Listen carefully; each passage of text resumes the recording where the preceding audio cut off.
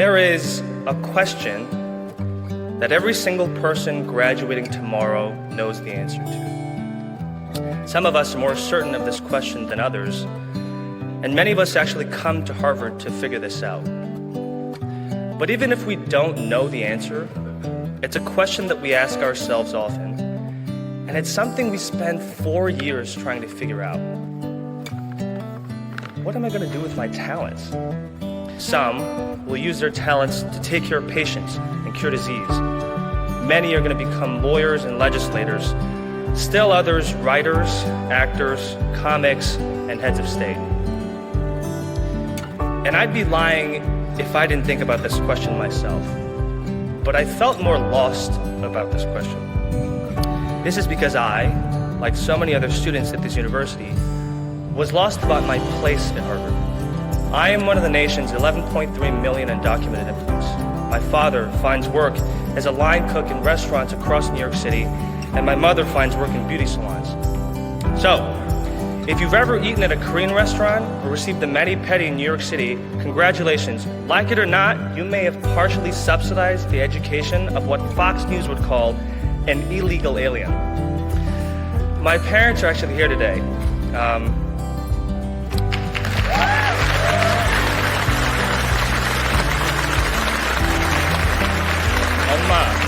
엄마 and 아빠, thank you. 고맙고 사랑해. I knew early on that my talents were merely a testament to their sacrifice, a product of their original dream to secure a better life for me.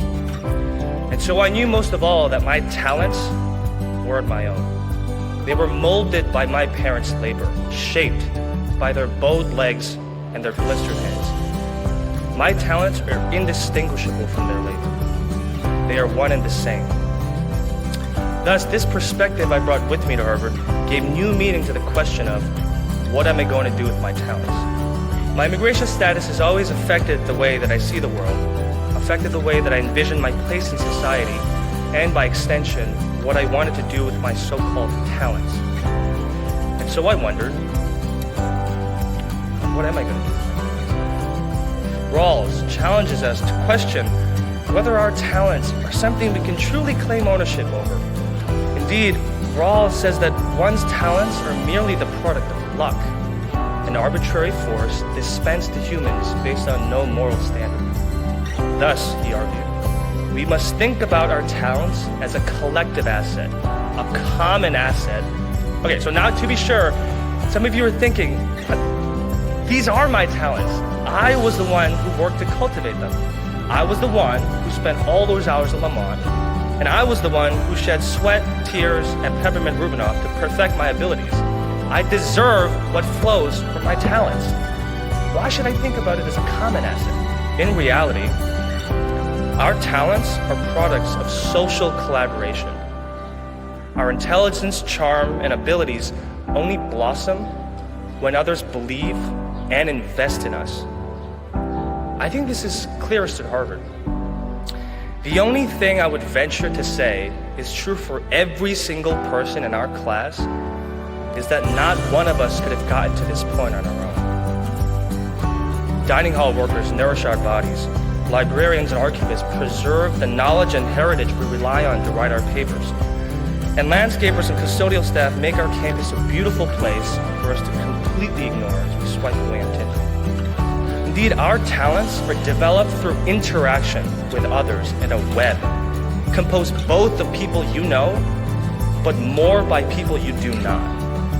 And once we accept this, there's no reason why the duties we have to those we know shouldn't also extend to those we do not. Indeed, there's no reason why the close bonds of fellowship we often feel to our family and friends shouldn't also extend to those we don't know in our political union.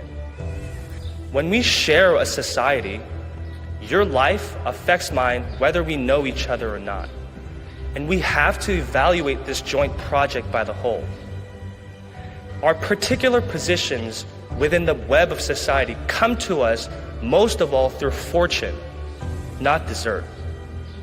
At Harvard, we can often be blind to the fact that we have duties to one another that demand more from us than simple non-interference. Non-interference that says, I'll do with my talents what I will, and you do with your talents what you will. Non-interference that says we should draw the line of membership in our society only around those who possess talents. On the contrary, we have a positive responsibility to others, a duty to liberate those who are unable to wonder, what am I going to do with my talents? And I know this isn't easy. It's not easy because it demands that we reject this notion that we can truly own our talents. It demands that we step up and own our good fortune enough to give its fruits away. Thus, I believe truly taking this adage seriously, what am I going to do for others with my talents? Thank you.